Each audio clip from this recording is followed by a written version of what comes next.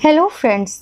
तो आज की इस वीडियो में हम बात करेंगे आयुष्मान भारत योजना के बारे में, जो कि एक सरकार की तरफ से दी जाने वाली हेल्थ इंश्योरेंस स्कीम है और अब तक लगभग 12 करोड़ लोगों ने अपना आयुष्मान कार्ड बनवा लिया है और इसका बेनिफिट भी ले रहे हैं। इस योजना का पूरा नाम आयुष्मान भारत प्रधानमंत्री जन आरोग्य योजना यानी कि PMJAY है। और फ्रेंड, मैं आपको ये बता दूं कि इस स्कीम के अंतर्गत सरकार आयुष्मान कार्ड होल्डर्स को 5 लाख तक का फ्री इलाज प्रोवाइड करा रही है। फ्रेंड्स, इंडिया में ऐसे कई गरीब हैं जो कि पैसे ना हो पाने की वजह से अपना इलाज ठीक से नहीं करवा पाते हैं। ऐसे में हमारी भारत सरकार आयुष्मान भारत स्कीम लेकर आई है, जिससे कि गरीबों की हेल्थ केयर में मदद हो सके। दोस्तों, ये स्कीम 2018 में स्टार्ट की गई थी, जो कि एक हेल्थ इंश्योरेंस स्कीम है। इस स्कीम में बेनिफिशियरी की फैमिली को annual insurance cover up to 5 lakh तक का मिल जाता है और बेनिफिशियरी को इसमें किसी भी तरीके का कोई प्रीमियम नहीं देना पड़ता है। ये बिल्कुल फ्री है। सेंट्रल गवर्नमेंट और स्टेट गवर्नमेंट दोनों मिलकर इस स्कीम को पूरा खर्चा उठाते हैं। तो आइए देखते हैं कि इस आयुष्मान भारत स्कीम के क्या-क्या फीचर्स हैं। तो सबसे पहले हम बात करते हैं इसके कैशलेस ट्रीटमेंट फीचर की।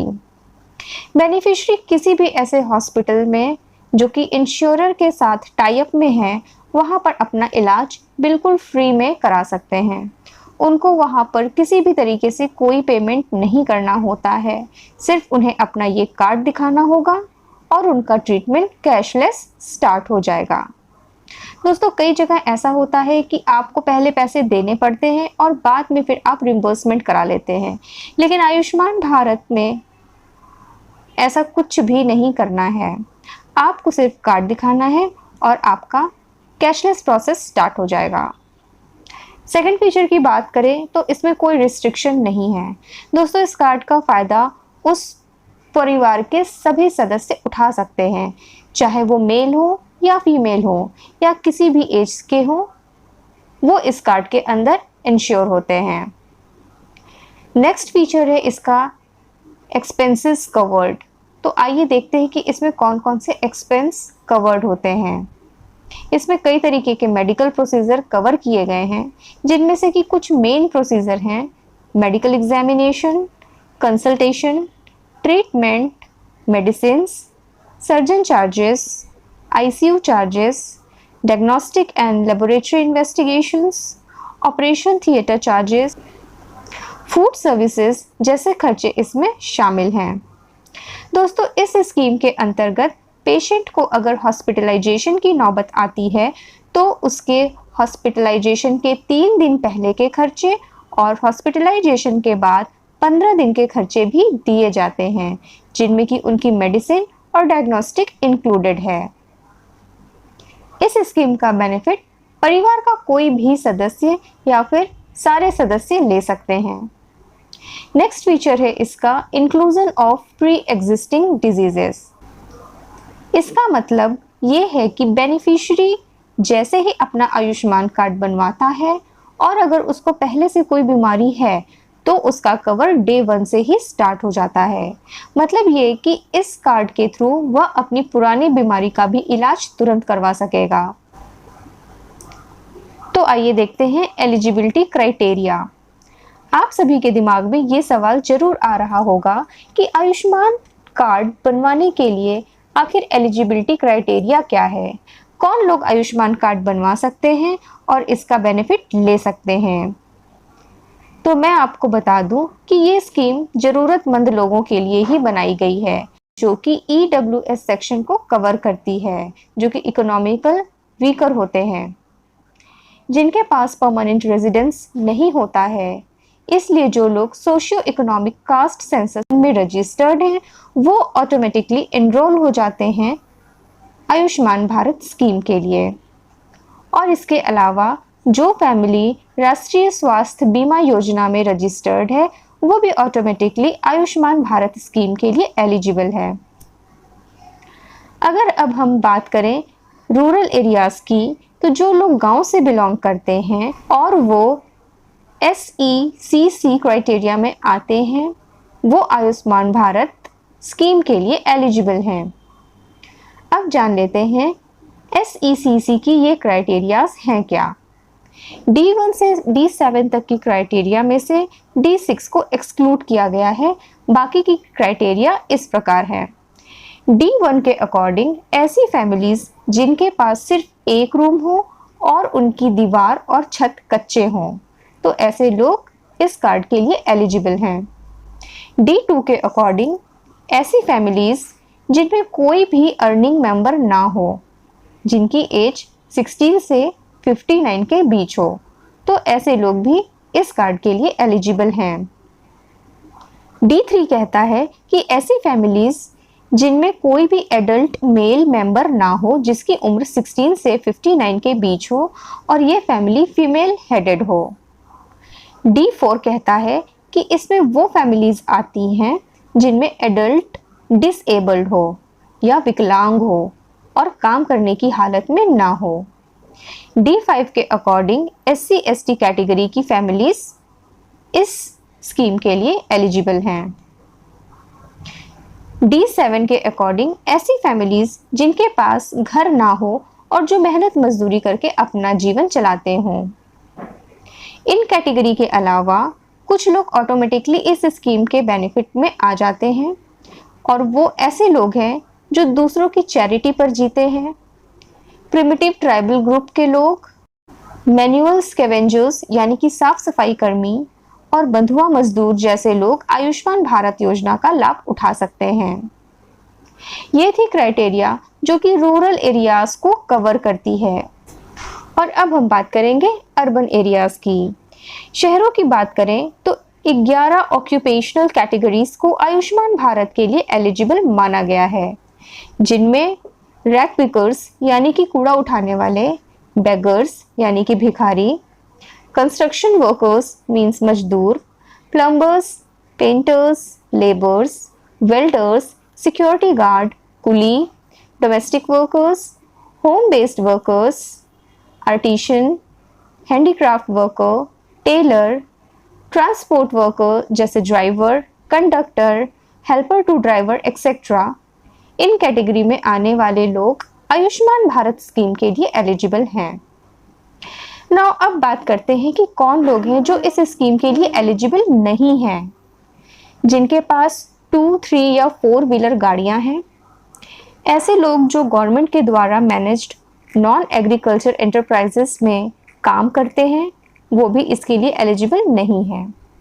ऐसे लोग जिनकी इनकम 10,000 रुपीज़ से ज़्यादा है, या ऐसे लोग जिनके पास रेफ्रिजरेटर है और उनके यहाँ लैंडलाइन लगी हुई है, तो वो भी एलिजिबल नहीं है।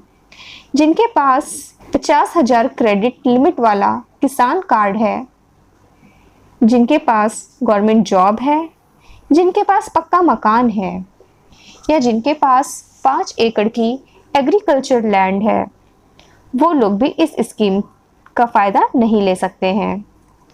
अगर आपने अभी तक ये वीडियो देखी है और आप लोग ये सोच रहे हैं कि आप इनमें से किसी भी कैटेगरी से बिलोंग नहीं करते हैं, या आप आयुष्मान कार्ड के लिए एलिजिबल नहीं हैं, तो आपको इस वीडियो को देखने का क्या फ़ायदा। तो आप अपने आसपास के लोगों को इस स्कीम के बारे में बता सकते हैं, या जो इस स्कीम के लिए एलिजिबल है उनकी सहायता कर सकते हैं। अब जान लेते हैं आयुष्मान कार्ड बनवाने के लिए हमें किन डॉक्यूमेंट्स की नीड होगी।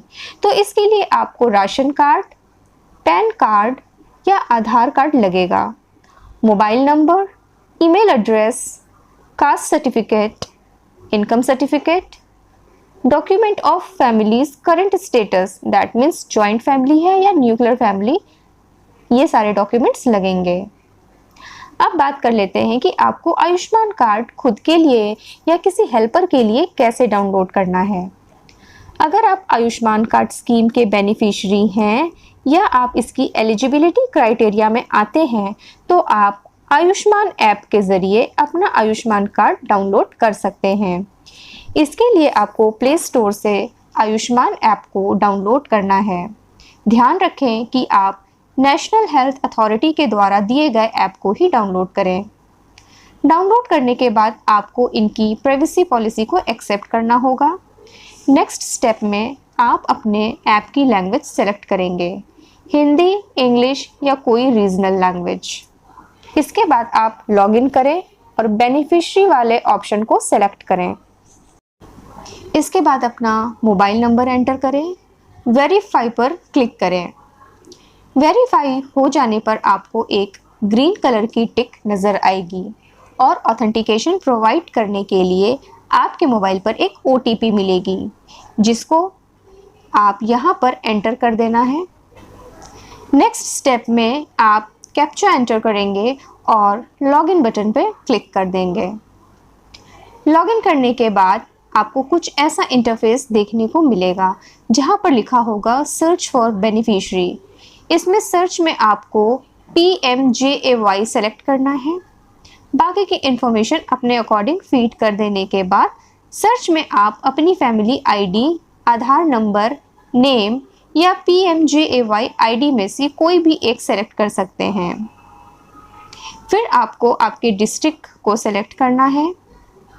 आप सर्च बटन पर क्लिक करते हैं तो आपके फैमिली की लिस्ट आ जाएगी।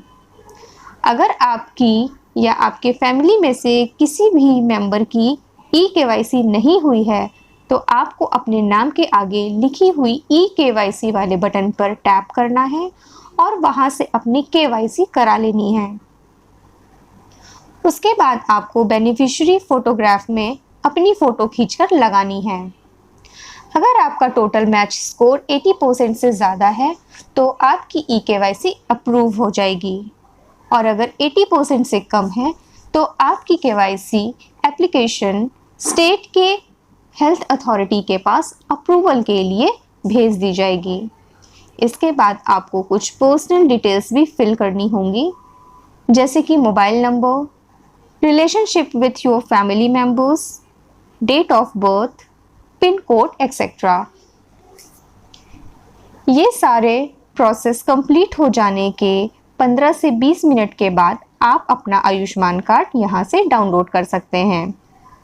आपको आपके नाम के आगे वाले बटन पर लिखे डाउनलोड कार्ड पर क्लिक करना होगा और ऑथेंटिकेशन के लिए मोबाइल पर एक OTP प्रोवाइड करनी होगी।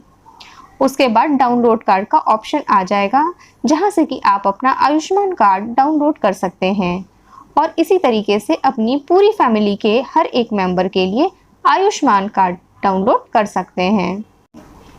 अगर आप ये ऐप से नहीं करना चाहते हैं तो आप डायरेक्ट इसके वेबसाइट पे भी जाकर ये काम कर सकते हैं। इसकी वेबसाइट है pmjay.gov.in। यहाँ आपको Am I eligible पर टैप करना है और अपना मोबाइल नंबर वेरीफाई करा के लॉगिन कर लेना है। बाकी का प्रोसेस सेम वैसा ही होगा जैसा कि अभी मैंने ऐप के लिए बताया है। सारे प्रोसेस उसी तरीके से करने के बाद आप यहाँ से भी अपना कार्ड इजीली डाउनलोड कर सकते हैं।